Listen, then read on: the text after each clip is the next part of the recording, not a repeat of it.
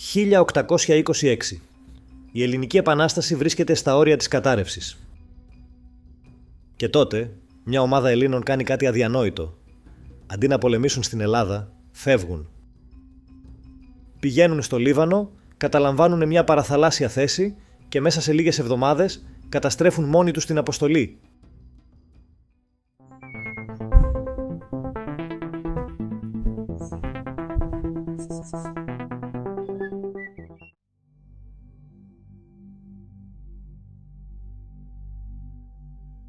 Όλα ξεκινούν με έναν άνθρωπο που εμφανίζεται ξαφνικά και λέει κάτι απίστευτο. Το 1824, ο Χατζηστάθης Ρέζης ισχυρίζεται στο βουλευτικό ότι μετέφερε πρόταση του εμμύρη του Λιβάνου, Μπεσίρ, για συμμαχία με την Ελλάδα. Στόχος ήταν κοινός αγώνας κατά των Οθωμανών και η απελευθέρωση Λιβάνου και Κύπρου. Παρότι δεν είχε αποδείξεις, καθώς είπε ότι έχασε τις επιστολές, η πρόταση έγινε δεκτή. Το βουλευτικό βλέπει το σχέδιο ως εθνοφελές και αποφασίζει να προχωρήσει. Ορίζει 3 αντιπροσώπους για διαπραγματεύσεις, τον ίδιο τον Ρέζη, τον Κύπριο αγωνιστή Χαράλαμπο Μάλι και τον επίσκοπο Ευδοκιάδος Γρηγόριο. Το καλοκαίρι του 1825 ο Γρηγόριος στέλνεται στον εμμύρη Μπεσίρ. Αποστολή του: να διαπιστώσει αν ο Ρέζης λέει την αλήθεια. Όμως το ταξίδι δεν εξελίσσεται όπως περίμεναν.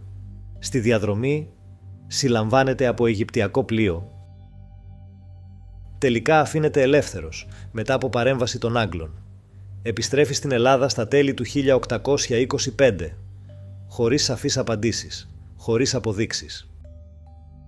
Ο Ρέζης πίστευε έντονα στο σχέδιο και ζήτησε από την κυβέρνηση 3.000 στρατιώτες και τουλάχιστον 20 πλοία για ενίσχυση των Λιβανέζων. Το σχέδιο ήταν απλό. Ο εμμύρης θα χτυπούσε τους Οθωμανούς από την Ανατολή και η Ελλάδα θα κέρδιζε χρόνο. Ίσως να ελευθερωνόταν και η Κύπρος. Η ιδέα αυτή ενέπνευσε και Κύπριους πρόσφυγες, που άρχισαν να σκέφτονται παράτολμες επιχειρήσεις, οι οποίες όμως δεν πραγματοποιήθηκαν. Η προσπάθεια μπλοκάρει και ουσιαστικά εκεί τελειώνει.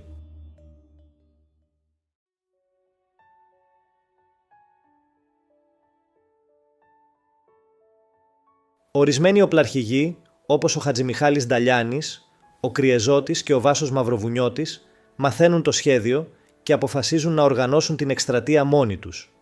Όχι με κρατική κάλυψη, αλλά με ιδιωτική πρωτοβουλία. Ο Κύπριος Χαράλαμπος Μάλης αντιδρά.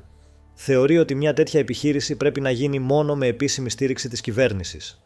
Στις 29 Ιανουαρίου 1826 καταγγέλει τη μυστική αυτή κίνηση στο βουλευτικό και ζητά μέτρα εναντίον του βασικού οργανωτή, του Νταλιάνη. Ο ίδιος ο Νταλιάνης δεν θεωρείται τυχοδιώκτης. Ήταν έμπορος, είχε διαθέσει σχεδόν όλη την περιουσία του για τον αγώνα και είχε εξοπλίσει δικό του σώμα ιππικού.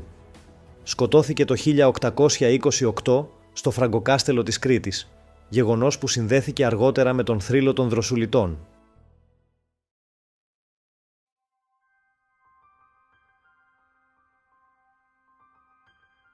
Η κυβέρνηση προσπάθησε να σταματήσει την εκστρατεία. Έστειλε επιστολές σε Ύδρα, Σπέτσες, Ψαρά και στον Θεόδωρο Κολοκοτρώνη, ζητώντας να αποτραπεί η κίνηση του Νταλιάνη.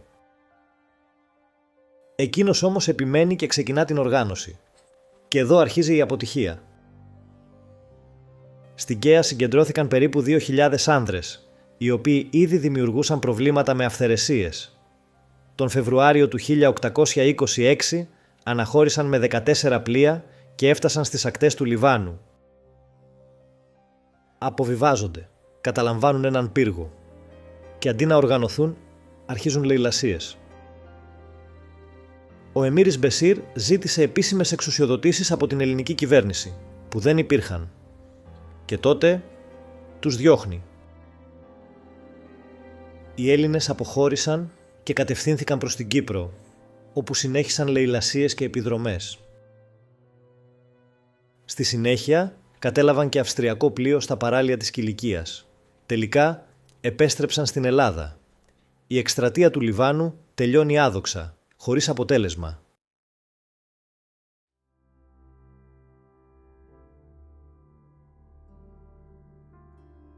Ως ιδέα, η εκστρατεία του Λιβάνου ήταν ισχυρή. Ένας αντιπερισπασμός στους Οθωμανούς και πιθανή ενίσχυση της Επανάστασης με δυνάμεις από τον Λίβανο. Όμως δεν υλοποιήθηκε ποτέ οργανωμένα.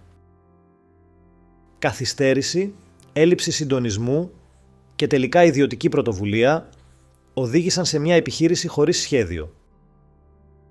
Δεν υπήρχε πειθαρχία. Ανάμεσα στους άνδρες υπήρχαν και τυχοδιώκτες. Και κανένας από τους επικεφαλείς δεν κατάφερε να σταματήσει τις λαιλασίες. Στο περιθώριο υπήρξε και μια προσωπική ιστορία. Ο Βάσος Μαυροβουνιώτης γνώρισε στην Καία την Ελέγκο, κόρη εμπόρου, έγκυο τότε, και την απήγαγε με τη θέλησή της. Αργότερα την παντρεύτηκε. Το τελικό συμπέρασμα είναι σαφές. Μια σημαντική ελληνική δύναμη χάθηκε για μήνες σε άσκοπες κινήσεις και πειρατικές ενέργειες, την ώρα που οι Οθωμανοί και οι Αιγύπτιοι προετοίμαζαν τα καθοριστικά πλήγματα κατά του Μεσολογγίου.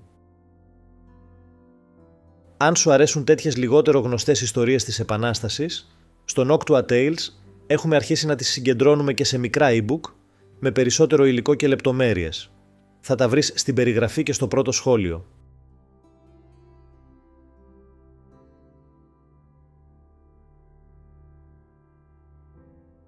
Η εκστρατεία του 1826 στον Λίβανο δεν ήταν ηρωική στιγμή. Ήταν μια χαμένη ευκαιρία. Η ιδέα ίσως ήταν σωστή. Η εκτέλεση, καταστροφή. Και το αποτέλεσμα. Χάθηκε μια ολόκληρη δύναμη, τη στιγμή που η Ελλάδα τη χρειαζόταν περισσότερο.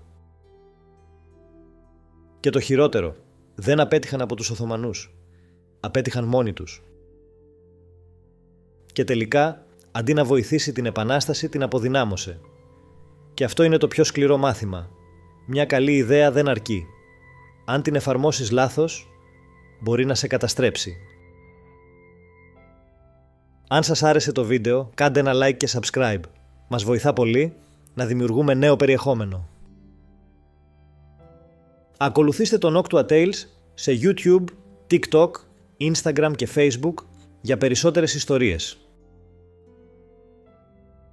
Τα βίντεο της ομάδας μας δεν γίνονται για να κρίνουν, ούτε για εύκολο σχολιασμό. Στόχος είναι να γνωρίσουμε ή να θυμηθούμε λιγότερο προβεβλημένες στιγμές της ιστορίας μας.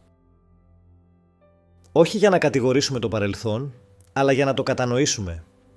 Γιατί μόνο έτσι μπορούμε να αποφύγουμε τα ίδια λάθη στο μέλλον.